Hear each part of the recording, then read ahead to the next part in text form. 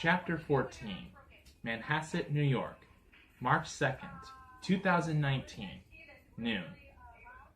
Donald Trump's policy of scorched earth rhetoric and complicated personal interactions, many based on monetary gain, means he will always have a ready supply of enemies. Yes, I do. I have a lot of enemies. This week, one of them was featured in 3 full days of congressional hearings. Michael Cohen, Mr. Trump's personal lawyer for about 10 years, told the world that the president is a racist and a crook. No, I'm not. Upon hearing that, the anti-Trump cadres raised a glass. Of course they would. It seems that Cohen feels betrayed by his former client and wanted vengeance before he arrived at a federal penitentiary for 3 years. After pleading guilty to income tax evasion and a number of other things, Cohen evidently expected the president to pardon him. Nope. But Donald Trump says he had no intention of doing that. No, I didn't. Leading Cohen to turn on his former client. Boo-hoo. Get over it. During his diatribes against the president, Cohen said one thing that caught my attention above all. He never expected to win the primary. He never expected to win the general election. The campaign for him was always a marketing opportunity. If it makes money, it makes money. But that's a lie. Yes, I did expect to win. I always win. Mr. Cohen is misleading anyone who might listen to him. What did I tell you? He's lying. Throughout the primary process in 2016, there was no clear-cut favorite on the Republican side. Donald Trump believed none of his competition had a stronger message than he did. And he successfully marginalized his opponents during the debates. I'm the best, and there's no question about that. I am indeed the best. Trump also knew that his rally crowds were far larger than those running against him were drawing, and that TV news ratings spiked when he appeared. I'm the best. There's no two ways about it. I am the best. And that is why I am the 45th President of the United States of America. So Cohen's assertion about the primary outcome is nonsensical, and apparently based solely on hatred toward Mr. Trump. He does hate me. And you know what? I hate him too. It is true that during his race against Hillary Clinton, Donald Trump had some doubts about a victorious outcome. Alright, fine. I'll admit it. I had my doubts. But you know what? Despite my doubts, I always know that I will win. I always win. Almost every poll had Mrs. Clinton ahead throughout the campaign. It is not hard to picture Trump saying something like, well, if we lose, at least the brand is powerful. Donald Trump is a man who believes all setbacks can be turned into victories. And they can. That's how I know that I always win. But Cohen's statement that Trump was not in it to win it is intellectually dishonest. It is dishonest. And any astute political analysis would know it. But few pundits repudiated Cohen's propaganda because it was negative toward Trump, and that's what the establishment media want. It doesn't matter whether accusations against the president are truthful or out of context. It's all about lies when it comes to the fake news media. That's why they are the fake news media. What matters is that every allegation receive as much publicity as possible, absurd or not. They could say that I'm a space alien, and they would believe it. The media loathing toward Donald Trump was a gradual movement. Before he became president, Trump's feuding with various people amused the press. For example, the 3-term mayor of New York City, Ed Koch, intensely disliked the developer. After Koch died in 1997, the New York Times reported that his personal papers featured writings like, Donald Trump is one of the least likable people I have met during the 12 years that I served as mayor. It is incomprehensible to me that for some people, he has become a folk hero. You're just a hater, that's all you are. According to the Times, Koch was also fond of quoting a line from one of his favorite assistants. I wouldn't believe Donald Trump if his tongue were notarized. Do that for you. For his part, Trump responded in kind, saying, Koch achieved something quite miraculous. He presided over an administration that is both pervasively corrupt and totally incompetent. Throughout the 1990s, the Trump Organization began expanding again, even as Trump himself became a tabloid favorite. In '92, he and Ivana divorced, causing front-page headlines about settlement money. In 1993, Marla Maples became pregnant. She gave birth to Tiffany Trump in October. 2 months later, Donald and Marla married in Manhattan. The ceremony was attended by O.J. Simpson, Rosie O'Donnell, Senator Alphonse de Amato, and Don King, among others. Beginning its tireless tradition of mocking and besmirching Trump, the New York Times wrote the wedding up this way. Dr. Arthur Caliandro of the Marble Collegiate Church performed the ceremony in the grand ballroom, on an altar decked with white orchids and white birches. Dripping from the birches were cut-glass teardrops. What does that even mean?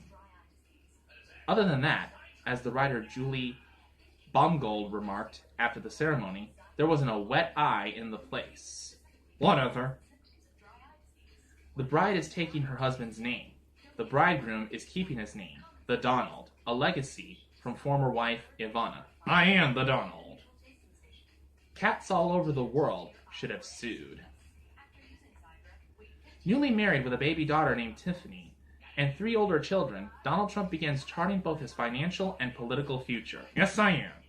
It is 1994, and one of the most bizarre real estate deals in history is unfolding before his eyes. Here we go.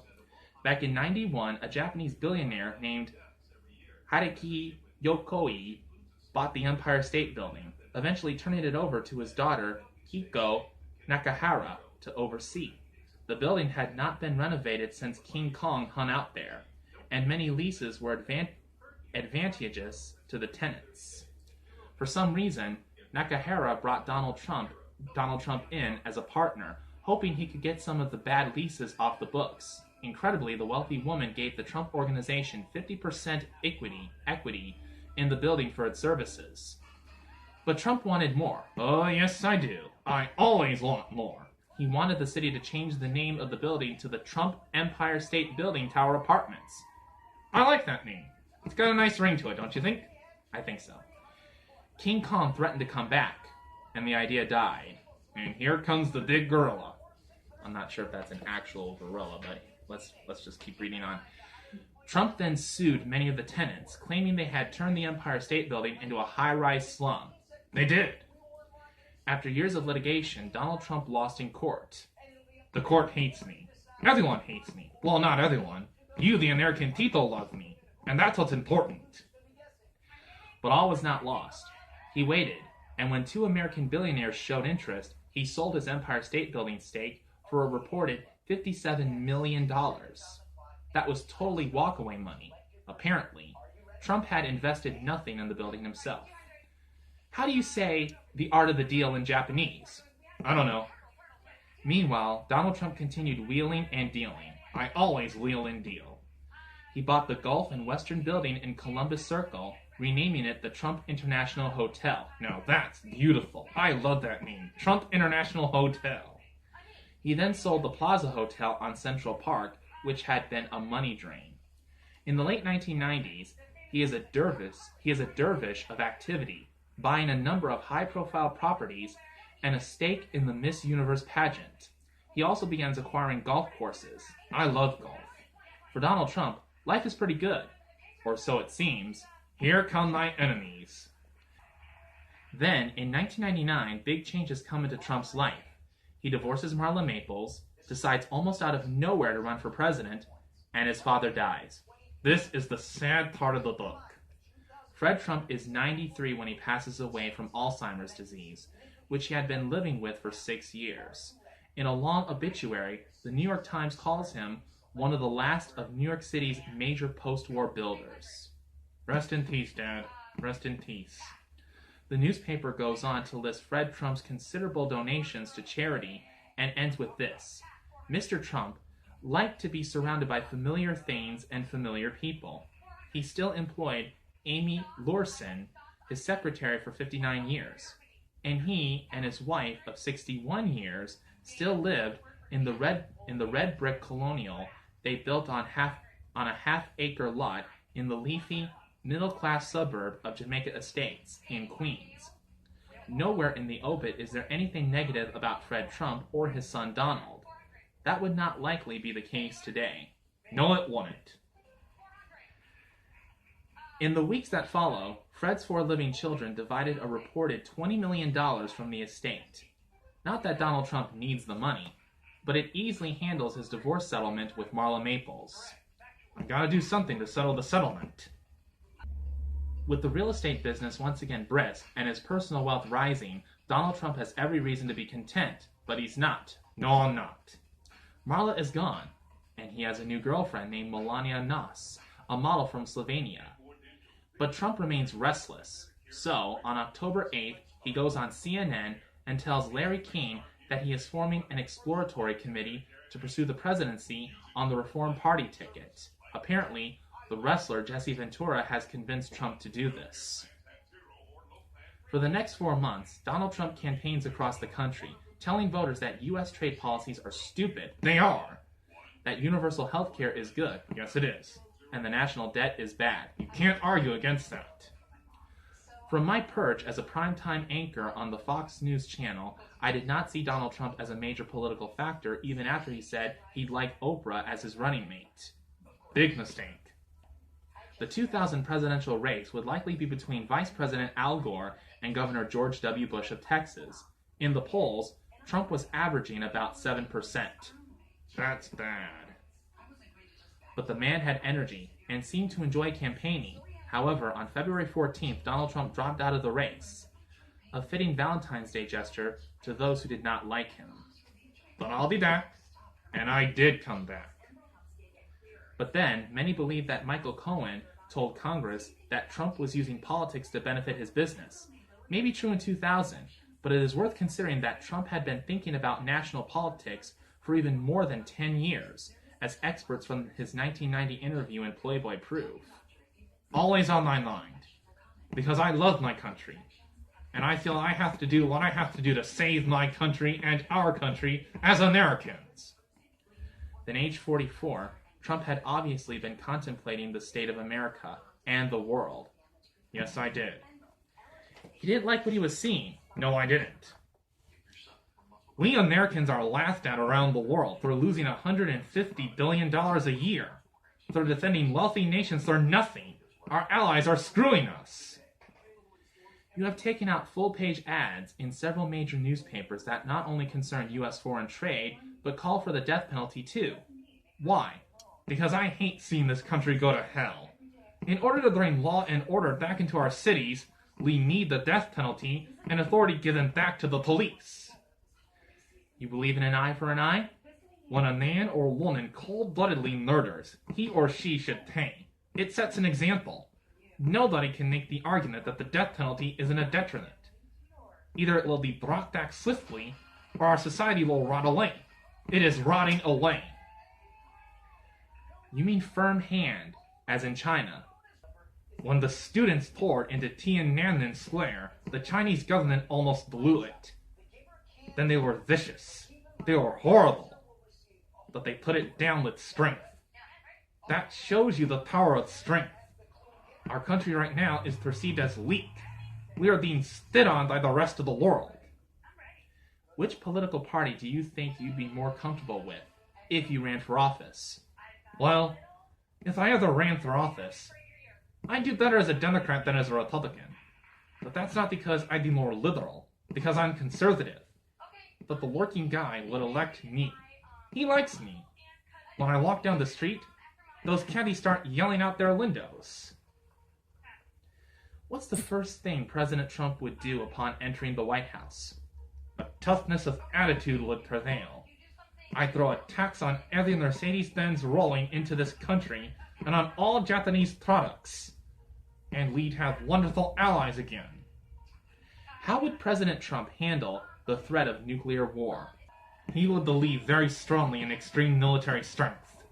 He wouldn't trust anyone. He wouldn't trust the Russians.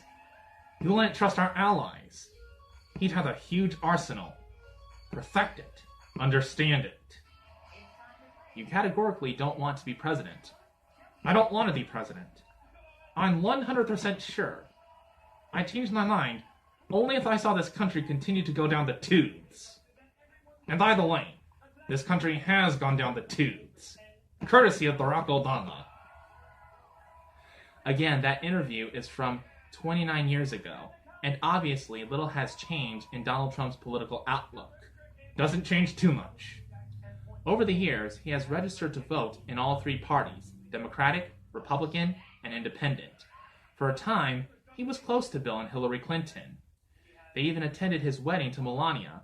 In 2000, he supported George W. Bush, but turned against the president over the invasion of Iraq. Stupid decision. Stupid. Under the 8 years of President Obama, Donald Trump seethed, believing Mr. Obama to be weak and ineffective. He was. He was weak and ineffective, and he still is today. It is interesting to note that Trump's populist and strawman approach to politics was formed while he was relatively young. There is no question that he has stayed true to his vision, and I always will. I will always stay true to my vision, for you, the American people.